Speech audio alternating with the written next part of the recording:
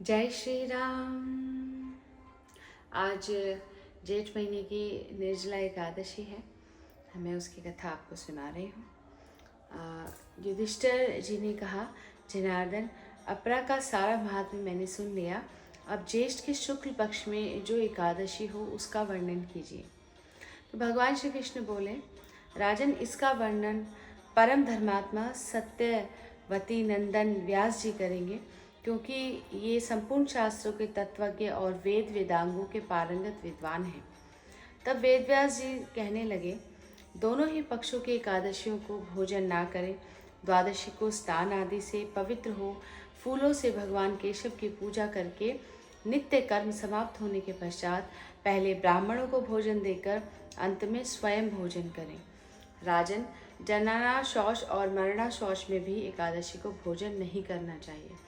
यह सुनकर भीमसेन बोले, परम बुद्धिमान पितामह, मेरी उत्तम बात सुनिए।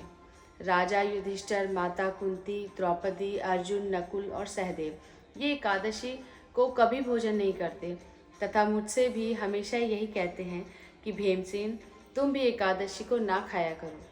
किंतु मैं इन लोगों से यही कह दिया करता हूँ कि मुझसे भूख नहीं सही जाएगी।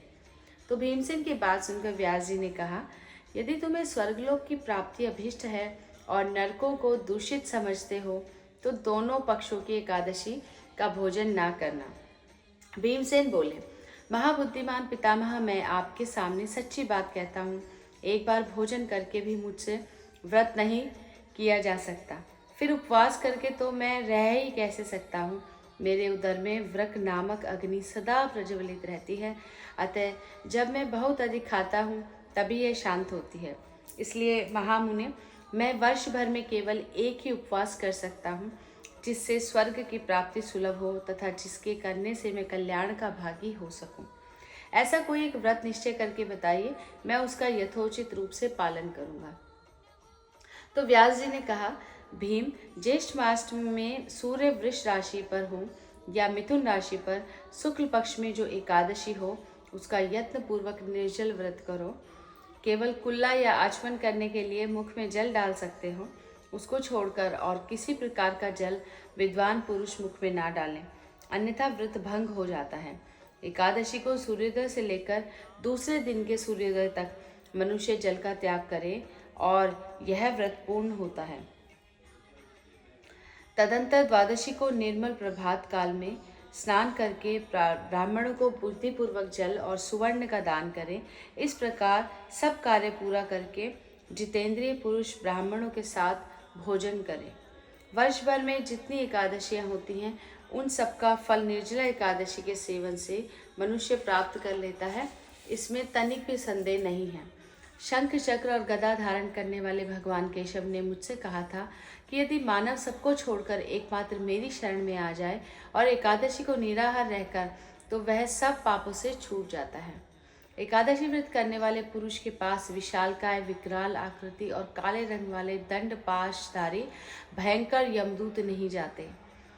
अंतकाल में पीताम्बरधारी, सौम्य स्वभाव वाले, हाथ में सुदर्शन धारण करने वाले और मन के समान वेगशाली विष्णुदूत आकर इस वैष्णव पुरुष को भगवान विष्णु के धाम में ले जाते हैं। अतः निर्जला एकादशी को पूर्ण यत्न करके उपवास करना चाहिए। तुम भी सब पापों की शांति के लिए यत्न के साथ उपवास और श्री हरि का पूजन करो। स्त्री हो या पुरुष, यदि उसने मेरु पर्वत के बराबर भी महान पाप किया हो तो वह सब एकादशी के प्रभाव से भस्म हो जाता है। जो मनुष्य उस दिन जल के नियम का पालन करता है वह पुण्य का भागी होता है। उसे एक एक पहर में कोटि कोटि स्वर्ण मुद्रा दान करने का फल प्राप्त होता है। सुना गया है, मनुष्य निर्जला एकादशी के दिन स्नान, दान, जप, होम आदि को जो भी कुछ भी करता है वह सब अक्षय होता है। यह भगवान श्री कृष्ण का कथन है। निर्जला एकादशी को विधि पूर्वक उत्तम रीति से उपवास करके मानव वैष्णव पद को प्राप्त कर लेता है। जो मनुष्य एकादशी के दिन अन्न खाता है वह पाप भोजन करता है। इस लोक में वह चांडाल के समान है और मरने पर दुर्गति को प्राप्त होता है। जो ज्येष्ठ के शुक्ल पक्ष में एकादशी को उपवास करके दान देंगे वे परम पद को प्राप्त होंगे। जिन्होंने एकादशी को उपवास किया है वे ब्रह्म हत्यारे, शराबी, चोर और गुरुद्रोही होने पर भी सब पातकों से मुक्त हो जाते हैं। कुंती नंदन, निर्जला एकादशी के दिन श्रद्धालु स्त्री पुरुषों के लिए जो विशेष दान और कर्तव्य विहित हैं उसे सुनो। उस दिन जल में शयन करने वाले भगवान विष्णु का पूजन और जल में धेनु का दान करना चाहिए अथवा प्रत्यक्ष धेनु या घृतमयी धेनु का दान उचित है। पर्याप्त दक्षिणा और भांति भांति के मिष्टानों द्वारा यत्न पूर्वक ब्राह्मणों को संतुष्ट करना चाहिए। ऐसा करने से ब्राह्मण अवश्य संतुष्ट होते हैं और उनके संतुष्ट होने पर श्री हरि मोक्ष प्रदान करते हैं। जिन्होंने शम दम और दान में प्रवृत्त हो श्री हरि की पूजा और रात्रि में जागरण करते हुए इस निर्जला एकादशी का व्रत किया है, उन्होंने अपने साथ ही बीती हुई 100 पीढ़ियों को और आने वाली 100 पीढ़ियों को भगवान वासुदेव के परम धाम में पहुंचा दिया है। निर्जला एकादशी के दिन अन्न, वस्त्र, गौ, जल, शैया, सुंदर आसन, कमंडलू तथा छाता दान करने चाहिए। जो श्रेष्ठ एवं सुपात्र ब्राह्मण को जूता दान करता है वह सोने के विमान पर बैठकर स्वर्ग लोक में प्रतिष्ठित होता है। जो इस एकादशी को महिमा को भक्ति पूर्वक सुनता और तथा जो भक्ति पूर्वक इसका वर्णन करता है वे दोनों स्वर्ग लोक में जाते हैं। चतुर्दशी युक्त अमावस्या को सूर्य ग्रहण के समय श्राद्ध करते के मनुष्य जिस फल को प्राप्त करता है वही इसके श्रवण से भी प्राप्त होता है।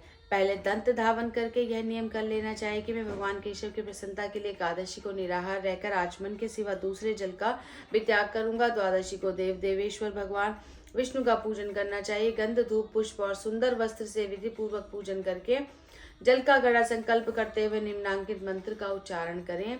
देव देव ऋषिकेश संसाराणवतारक उदकुंभ प्रदादेन नय माम परमाम गतिम। संसार सागर से तारने वाले देव देव ऋषिकेश, इस जल के घड़े का दान करने से आप मुझे परम गति को प्राप्ति कराइए। भीमसेन, ज्येष्ठ मास में शुक्ल पक्ष की जो शुभ एकादशी होती है उसका निर्जल व्रत करना चाहिए तथा उस दिन श्रेष्ठ ब्राह्मणों को शक्कर के साथ जल के घड़े दान करने चाहिए। ऐसा करने से मनुष्य भगवान विष्णु के समीप पहुंचकर आनंद का अनुभव करता है। तत्पश्चात द्वादशी को ब्राह्मण भोजन कराने के बाद स्वयं भोजन करें। जो इस प्रकार पूर्ण रूप से पापनाशिनी एकादशी का व्रत करता है वह सब पापों से मुक्त हो अनामय पद को प्राप्त होता है। यह सुनकर भीमसेन ने भी इस शुभ एकादशी का व्रत आरंभ कर दिया। तब से यह लोक में पांडव द्वादशी के नाम से विख्यात हुई। बोले श्री हरि विष्णु भगवान की जय। बोले निर्जला एकादशी की जय। जय श्री राम।